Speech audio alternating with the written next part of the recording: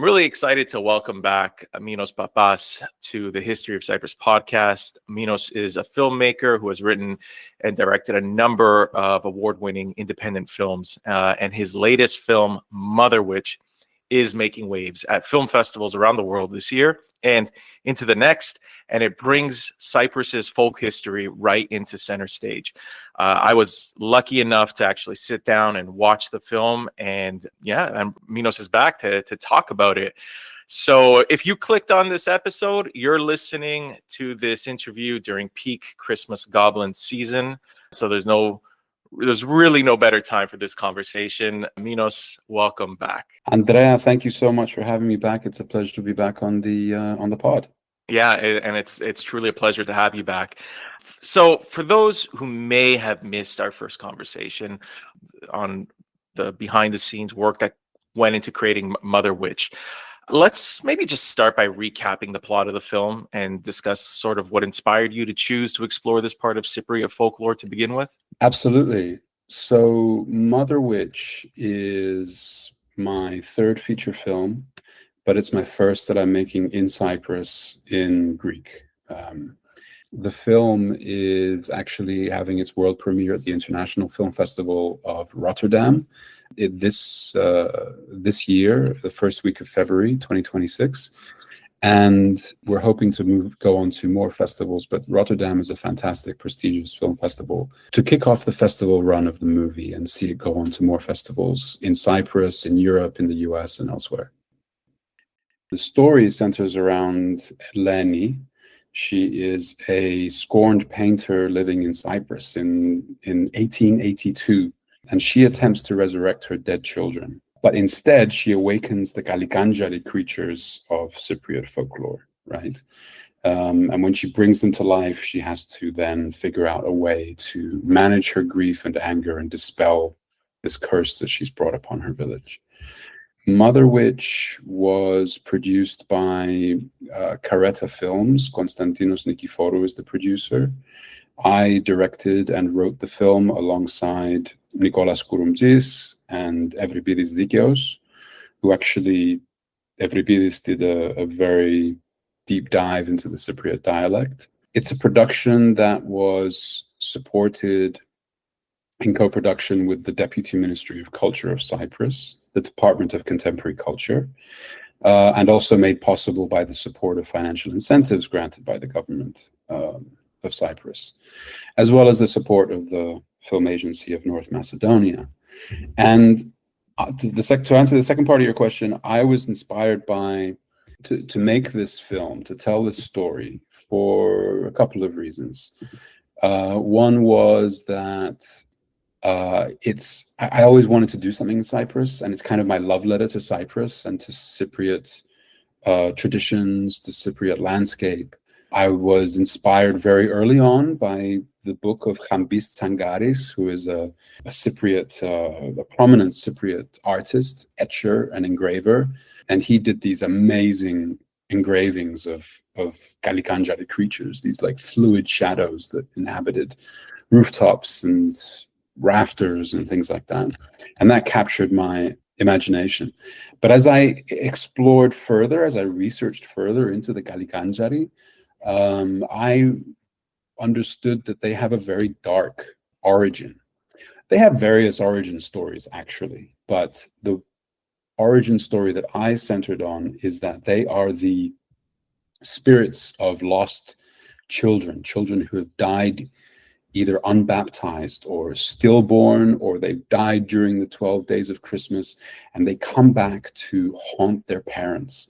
So for me, they took on this symbol of grief, of loss, of a parent who feels the presence of their missing children around them.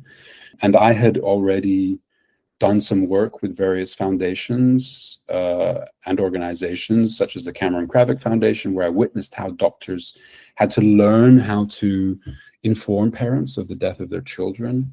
I did a documentary on that. And then, through friends who had depicted their loss and their grief through painting and through poetry, I came to want to make this film. The movie itself obviously has a lot of supernatural elements, but it's clearly deeper than that. Just like you said, obviously loss being one of the major themes. Are there other themes that the movie explores?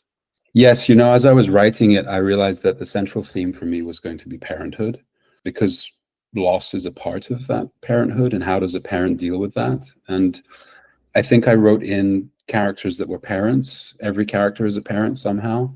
Obviously, Eleni, the protagonist, played by the inimitable Margarita Zachariou, a Cypriot actress who's phenomenal. She plays the bereaved mother, but there's also other characters in the village who are bereaved. You know, it was a time in Cyprus where there was a lot of disease, illness. You know, a lot of kids didn't make it. A lot of people didn't make it. But there's also like the Kaimis character, who is an abusive father. And then there are the British themselves who had just arrived in Cyprus. They're 5 years into the colonization of Cyprus, as the film takes place in 1882. And they are sort of like, I like to think of them as bad parents, you know, of the island in a way. The movie's finished. How close is the final cut to what you originally envisioned back when we first spoke? You know, that's a really good question, because I know you read the script as well, and you probably saw a lot of changes in the final movie that you saw. Yeah. You know, a movie goes through transformations. You know, filmmakers like to say that it's remade or reimagined 3 times. So there's the first iteration, which is the script, you know, and that goes through lots of rewrites or whatever. But then the final script is a version of the film, and then you shoot the movie, and there are lots of inevitable, you know, evolutions and changes that happen during production, as we had. And that's the second time that a movie is sort of reimagined. And then the third time is in the edit and in post-production, with editing picture and sound and music, where again it's reimagined and reborn. So it did go through these 3 different phases, where it was reimagined. Some characters, you know, were cut out, some were reduced, some were enhanced, you know, to focus on the themes that we wanted to focus on. It's an evolving thing. What symbolisms do you think viewers might miss on a first viewing? And I think of something that really stood out to me, which was the relationship between Michalakis, one of the central characters, a little boy, and his father. Yeah, there's a very intriguing scene. You know, first of all, there are these 2 characters, the father, Kaimis, and his son Michalakis. And Michalakis becomes a very integral part in the film, because Eleni has to recruit him to help her create the painting that's going to bring her children back to life. And Michalakis comes from this household that's quite abusive. His father is a tough guy. He's probably been, you know, abused himself. He works for the British at a very sort of physical job, digging, building roads for them. And he tells his boy, who all he wants to do is draw, but he tells him that drawing is for lazy dogs, right? And but at the same time, he's whittling this, like carving this piece of wood, and he's subconsciously sort of creating himself. Yeah. And that was something that, together with the actor who plays Kaimis, fantastic Cypriot actor called Athos Andoniou, that was something we discussed a lot, about how this father is just not self-aware. He doesn't have the know thyself, the gnosis aftu, that you know, others might have, and doesn't really understand the effect he's having on his father. You're trying to portray the cycle of abuse within the family, you know. Yeah, honestly, the acting across the board was superb. Margarita, as you said, who plays Eleni, wonderful. Sifis, the young boy who plays Michalaki, exceptional. His performance felt like very natural and grounded, especially for someone so young. But you know, you mentioned Athos, the father. His performance really stuck with me. He really had this dominating presence that made you feel small. If that makes any sense while watching the film. He had like really fierce eyes, and the way he holds himself, it just completely permeates the screen, and it really was genuinely striking. Yeah, Athos is amazing. I mean, he is very tall, actually, and he grew this in incredible beard Yeah. for the part, which we enhanced. And together with Goran, the makeup artist, we added all kinds of things to him, like sunburns and pockmarks and scars. He has a scar on his cheek, and all these things just aided the performance, but all these little details, these nuances that the audience may catch. Margarita, I was so thrilled to be working with Margarita on this, because she understood the story even better than me, and she could like read my mind and just did things, and we were able to move very swiftly because of her. She has a very measured and internalized performance that simmers with tension. It's not melodramatic. Yeah, I get what you mean, because she could communicate the emotions without saying a word. You Right. can just see that that the character Eleni is struggling with this loss, and nobody in that world could even begin to understand the emotions that she's feeling. And and there was this one part in the movie at the beginning where she angrily, I don't know if I'm giving something away here, but I mean, she loses her Go ahead. kids. I don't know what Yeah, to say. yeah. And at the funeral, like, she angrily yells at the neighbors and the villagers who are there for the service. And I mean, she didn't even need to yell. You could just see it in her eyes, like she's communicating that with her eyes. And I get what you're saying, because that is obviously a testament to her performance and her ability to understand the characters and her drive and the motivations and all the emotions that, knock on wood, that you hope no parent has to experience. And she does such a great job in bringing that forth. Yeah, precisely. No, I'm glad you're saying that, because that's exactly what we worked on. We worked on this character who was going through this incredibly emotional turmoil, incredibly powerful emotional turmoil, at the same time having to defend herself from the outside world, because the response from the village is like, "Oh, you're cursed. You've brought this disaster upon us." That it's victim blaming in a way, and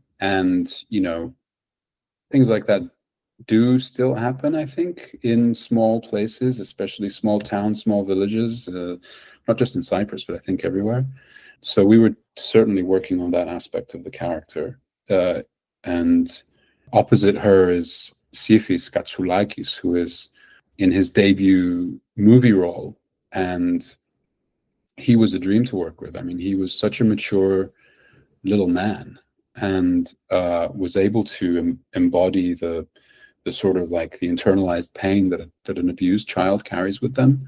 And he also has these giant, big brown eyes, just like, just amazing, just like, which we were able to capture. And we filmed all these scenes with actually, not a lot, but almost all the scenes, the interior scenes, together with my cinematographer, Jack McDonald. We filmed them with real firelight. We wanted to get that realism of like flames flickering in people's eyes. Right. Is there a particular moment in the film that you're very personally proud of?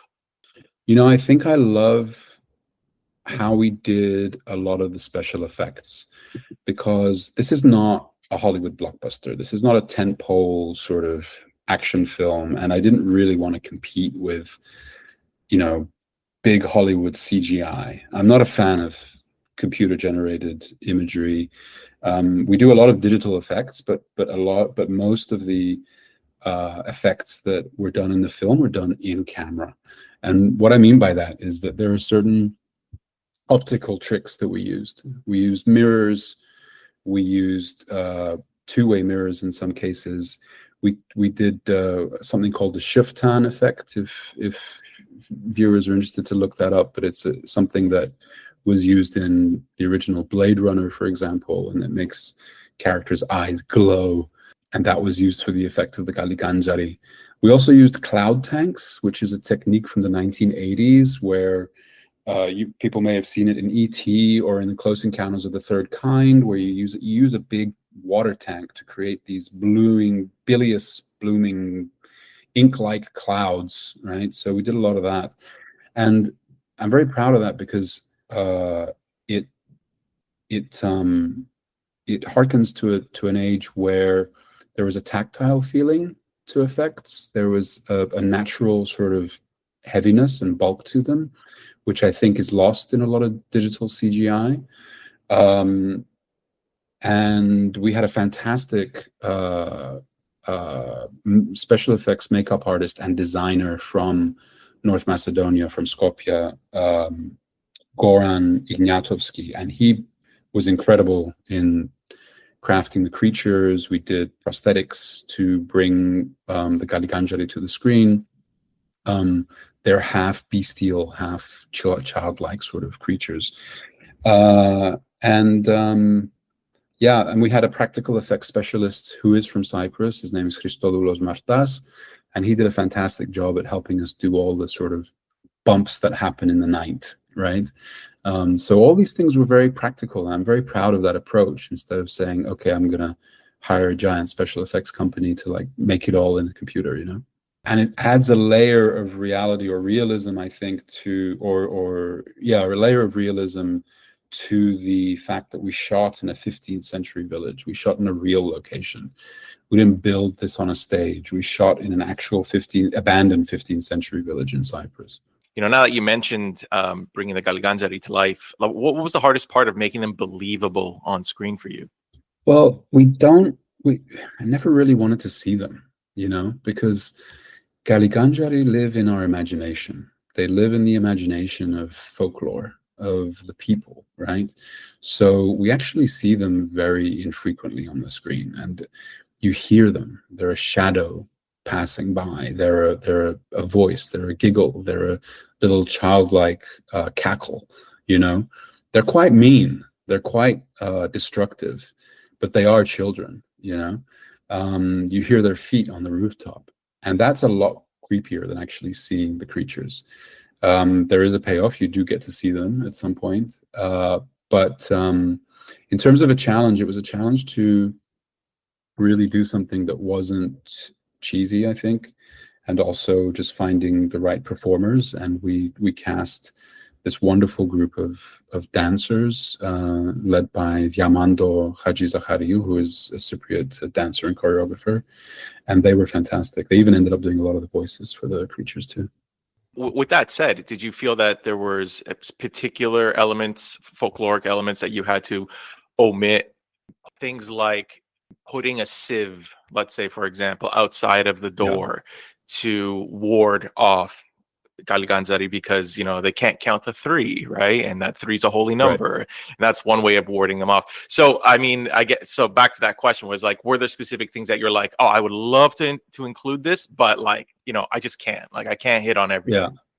Yeah, no, that's a good question. No, there are so many different interpretations of the Kalikantzari, and they're very regional to Cyprus as well. There are other areas of Cyprus believe different things. There are some versions of the Kalikantzari where they're just like your neighbor, you know, they're just like somebody in the village who's just a bit mischievous, a bit cunning, and but yes, there were aspects that we just couldn't fit in. They just didn't really fit with the story, and when in a movie you really got to think about the story and not just gratuitously show, oh hey, by the way, here's a tradition. Here's something that was done, like you mentioned with the sieve. You know, there was this tradition of where the Kalikantzari would not be able to pass through into somebody's house because there were beans on the floor or something, and they couldn't count past 3. They would get confused if there were more than 3 beans, you know, and then they would run away or something. And their origins are also not completely explained in the film. I wanted to keep them quite mysterious, you know, to keep that mystery. And I hope that people go to form their own conclusions on the Kalikantzari, especially if whether they exist or not, because maybe they still do. As you know, I watched the film with my parents, which honestly, which I love, by the way. That's fantastic. I really love it. Yeah. Yeah. I mean, I just had to, because I mean, this is where I heard the stories growing up, not just about the Kalikantzari, but just about the kind of the world my mom grew up in. So I mean, it was a perfect setting, to be honest, because we already had the Christmas tree up, and it was prime time for Kalikantzari, right? And I don't think my parents had ever seen a folk horror film like this before, so I was really curious to see, how they react. And I kept turning around and looking at them every so often. And one of the first things I noticed is how they responded to language. So whenever they heard a word that they hadn't heard in years, they'd turn to each other and they'd like repeat it. That was Right. really cool to listen to them. And anyway, talking with them afterward, especially with my mom, was what really affirmed sort of the historicity of the film. So she identified very strongly with Eleni. And I mentioned to you personally that my mom, she had quite a difficult life. She was born in the early 50s, and the way she describes village life in the 50s, honestly, it might as well have been the 1850s. They cooked over the fireplace well into the 1970s, which was when she bought her first oven, which, I mean, it blows my mind, right? Her father died when she was 3, and she was raised by her mother alongside 3 other children, one of them who was still a baby. And they were poor. They were like really poor and without a father, which I've learned over the years, this wasn't just a financial hardship. It was like a social one. She told me that it wasn't uncommon for single mothers to give up children for adoption simply because they couldn't support them. And yeah, neighbors could be helpful, but as you said, they could also be cruel. And gossip was really the currency of the time. God forbid you were seen talking to someone of the opposite sex who wasn't a family. And so Eleni, the character as a single mother, immediately becomes like a target in that world in the film. And there's a scene where villagers, they bring her food after the tragedy, but in the same breath, they're criticizing her for not baptizing the child. And my mom said, she doesn't have any direct experience with that, but she said that that moment kind of rang painfully true. She even had, in my mom's experience, she had friends whose grandparents forbade their grandchildren from associating with my mom and her family simply because they were considered beneath them, as if the poverty that my mother experienced was maybe contagious. I think it's really hard to grasp how difficult life was then. And I think that kind of poverty makes people today very uncomfortable, especially when you think of Cyprus as often being framed through beaches and food and nightlife and nostalgia. But we know from travel logs and diaries and letters from the period, they all attest to this extreme poverty. And so, yeah, like, were there people who didn't share my mother's experience? Yeah, absolutely. Like, my father didn't grow up like that. And was there wealth on the island? Sure, there was. But for the overwhelming majority, that was the reality. And that's what my mom and I really appreciated about the film, that authenticity. That you went out of your way to show what village life was like. And it feels deeply historical, minus the Christmas goblins. I mean, this is No, something that's that great. I I mean, wanted to really just put it out there. Like, yeah. I truly appreciated that. I mean, it's so great to hear your parents' impressions of the film, that it resonated with them, because it really is what I was trying to do.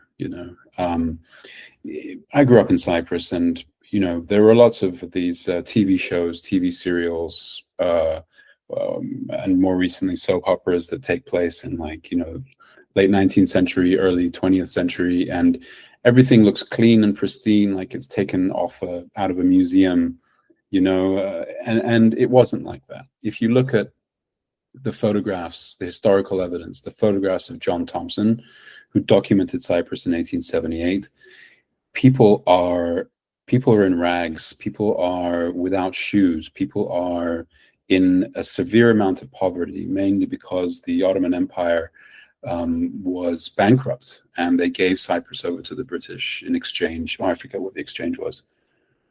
I think it was exchange for troops in a war, but anyway, I don't know. I forget. But anyway, they gave Cyprus over to the British, who took over and found a mess.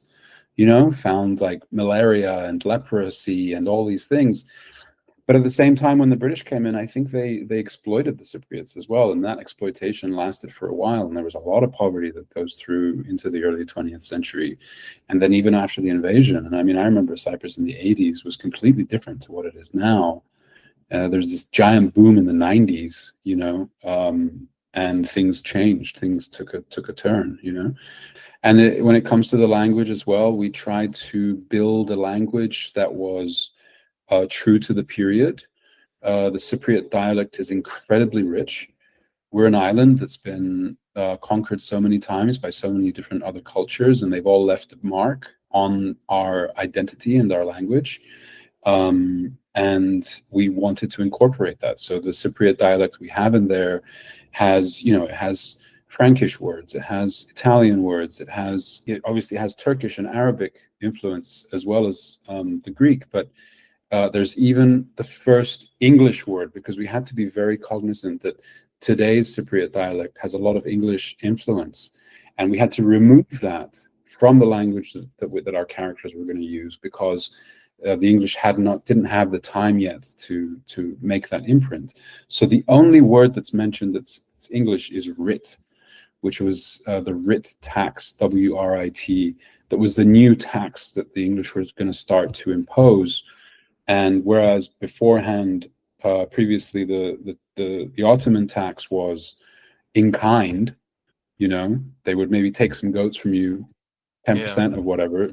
The British wanted money. They wanted coin. They didn't necessarily want your livestock or your produce.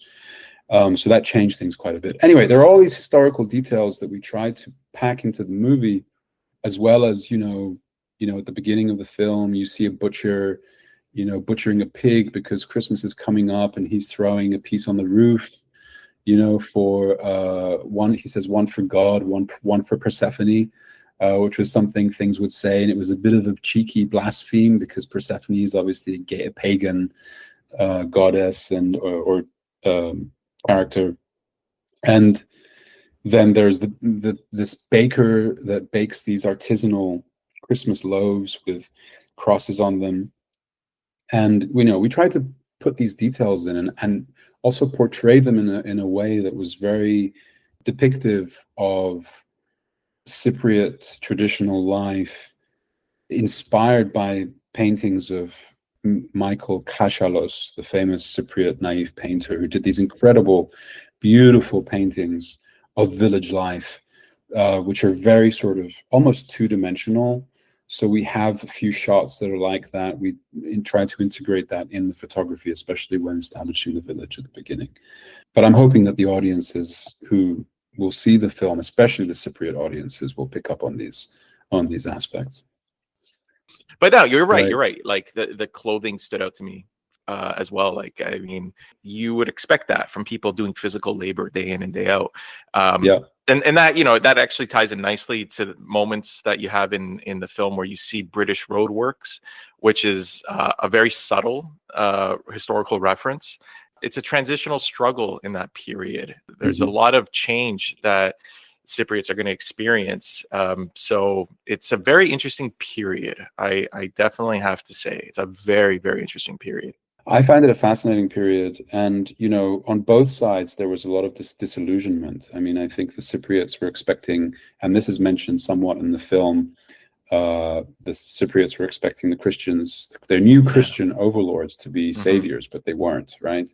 And similarly, the British themselves, they arrived and they're expecting to find some sort of ancient Greek sort of Shelley-esque, romantic, and they found swamps and malaria and started dying, and that's why they brought the eucalyptus trees.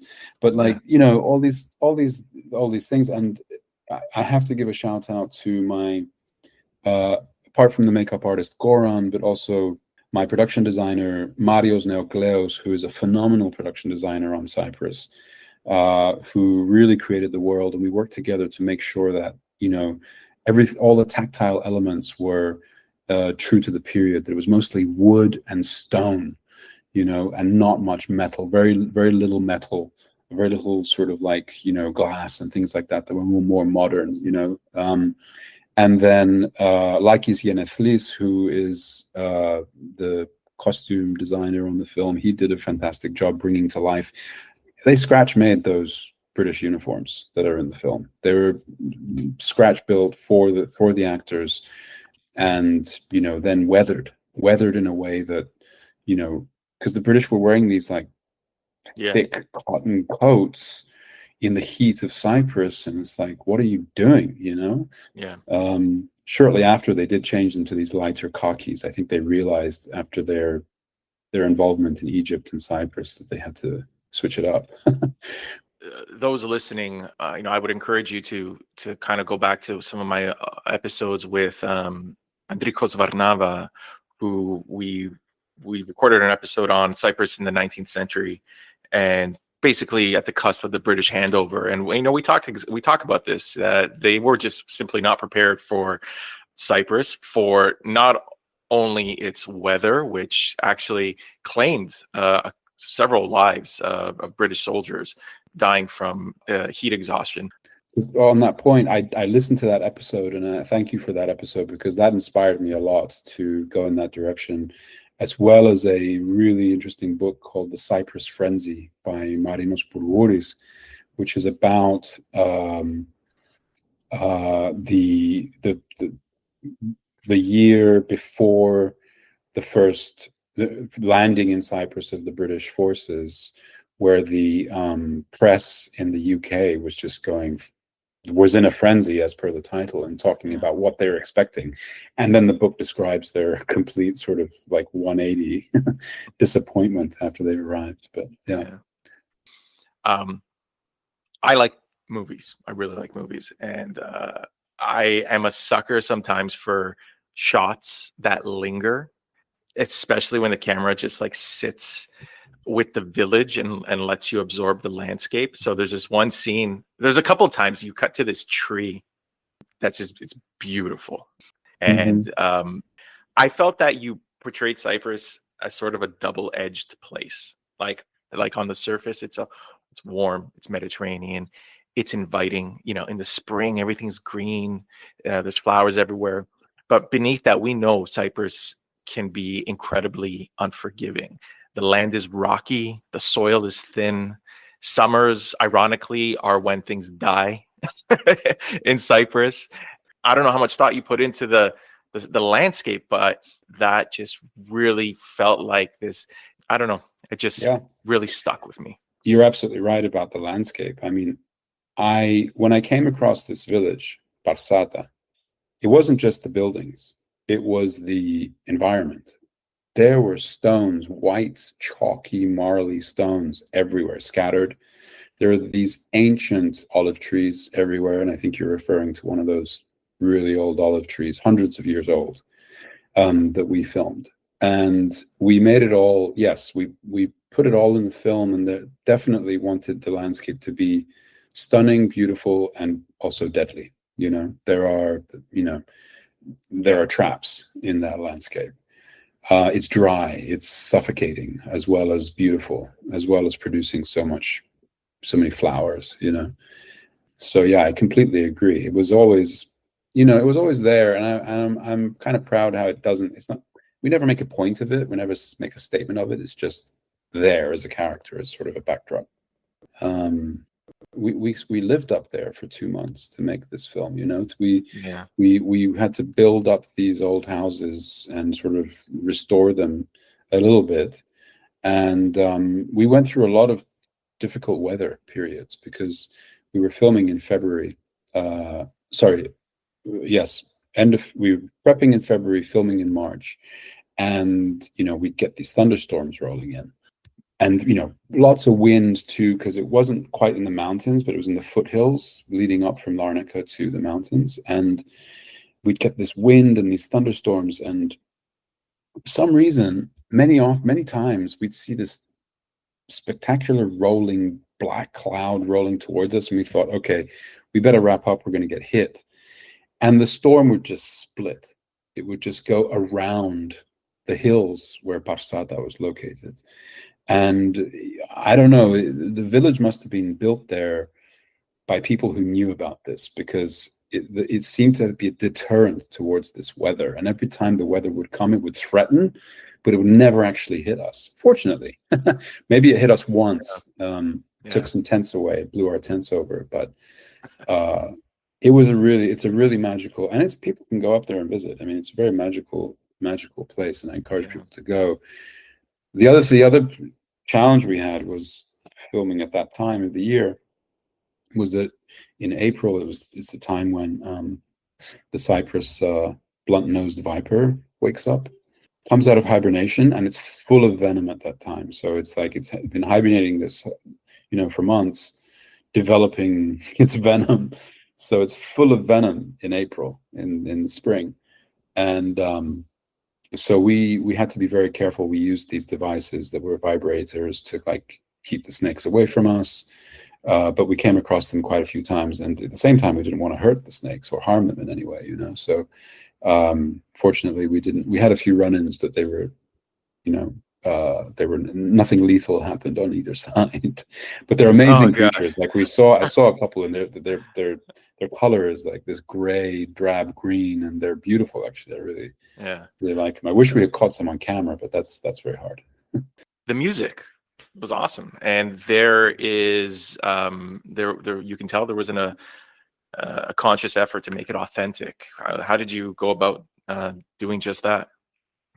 Yeah, it's interesting. I mean, I had the same approach to music as I did with cinematography and the production design. I wanted very realistic elements, but at the same time, I didn't want like I didn't want the score to be traditional, just traditional songs or traditional Cypriot music. So I worked together with my composer, Charles Humenry, who's a French composer living in Los Angeles. And together we discussed how we could make this a film score, but introduce elements of Cypriot traditional instrumentation. So we actually recruited, again, Nevribilis Dikeos, who is one of the writers who did the dialogue research, but he's also a very talented musician. And he was our music supervisor and brought together a couple of musicians to record elements that then our composer, Charles, was able to incorporate into the score. So we've got Christina Polikarpou playing the Cretan lira, right? Which is like it's almost like it's a lyre. It's like an upright violin that you play, and beautiful, beautiful instrument. And then the very talented Christos Isidorou, who was playing the bithkavli, which also appears on screen in the film. One of the kids is playing a bithkavli. And Christos, I think, is one of the 2 people under 40 in Cyprus who knows how to play the bithkavli. It's a dying art, and it's such an important element in our culture. The bithkavli, the shepherd's flute, made out of reed. It's a very Cypriot instrument. So he performed that, as well as the lafta and the tampuras, which are both kind of like mandolin type instruments. The lafta being made out of wood, I don't remember what kind, and the tampuras being a more metal instrument. So these elements were there, absolutely, as well as song, voice. I mean, Vanai Katsameni, who plays the creature Lamia in the film, she is an incredible singer and performer, and she performs vocals on the soundtrack as well. Some incredible, startling, very startling vocals. So Motherwitch got selected at Frontiers in Cannes in France. You mentioned Rotterdam at the start of this. What's the significance of these film festivals? What's the significance of being selected? Frontier is a buyer's showcase. It's an industry event that happens at the Cannes Film Festival, and they select 6 genre films, in other words, horror or fantasy films from all over the world in one year. So we were one of the 6 movies to be selected from all over the world to present to industry folks at Cannes. So that placed us in a very, very good sort of, in good company, as one of the exceptional genre films of the industry for this year. But our world premiere at Rotterdam is really the highlight. I mean, that is something that is a really, really huge distinction. Rotterdam is a fantastic festival. It's one of the biggest film festivals of the year. And I couldn't think of a better place to premiere. I mean, we're premiering at the Harbor program there, which focuses on films that are both artistic and have elements of genre. You know, we straddle this world of being between art house and genre. We're not quite horror. We're not quite, you know, a typical drama. So I think it's a fantastic place to kick off the film festival, and people can come. I mean, anyone who's living in the Netherlands or nearby, please join us. We will be there. Our cast will be there. It will be a fantastic event. And then we're hoping to go on to more festivals in Europe, like I said, and also in Cyprus. And people can join us on our journey through festivals.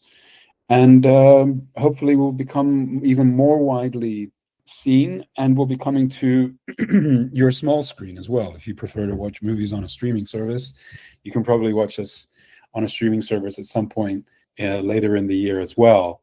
But I would really highly encourage people to come to the theater to experience this film. It's a very atmospheric and visually tantalizing movie, I think. Yeah. Well, what has the response been like so far? Any feedback surprise you? No one's seen it except you, Andrea, and your parents so far. It's been shared with industry folks. So we haven't really had our wide release yet, which is why I'm really looking forward to Rotterdam. It's going to be the first time I'm going to experience this film with audiences. And what's interesting about this movie is that I think there's going to be a different experience from Cypriot audiences, Greek audiences, Balkan audiences, European audiences, US audiences. I'm really looking forward to hearing what people have to say about the movie. But the best way to find out more about the film and where it's going to be screening is to find the film on Instagram, on Facebook, or my website, where I have a newsletter that people can sign up for, and get our news that way. And we'll be informing people of where they can watch the movie. If you can't make Rotterdam, then watch this space for when the movie is coming to you. Okay, awesome. Minos, is there anything else that you wanted to add? What I'd like to leave people with is that, first of all, yes, the film is widely known as Motherwitch, right? Yeah. But the Greek title is Dodekameron, which is the Greek Cypriot word for the 12 days of Christmas, right? Starting in New Year's Eve, when the Kalikantzari first appear, going all the way through Epiphany, Tafota, when the Kalikantzari are banished, right? Yeah. And the tradition is to go outside and throw morsels, scraps of food on the rooftop to keep them at bay. They eat, and then they go back down under the earth, right? So I'd like to leave people with the rhyme that people say at that time and our translation for it. Τιτσίν λουκάνικον, μασέριν μαυρομάνικον, κομμάτι ξεροτίανο, να φάτε και να φύετε, να πάτε στον αγύριστον. And the translation of that, which, you know, this appears in the film, but also we've translated this for our subtitles and for our English-speaking audience, is itsy bitsy sausages, black hilted blade, eat these donuts, eat, you've overstayed. And that banishes the Kalikantzari. So everybody remember that. That's what you have to do on the Epiphany. Go outside with a black hilted knife, cut up some sausage and some donuts and throw them on your rooftop.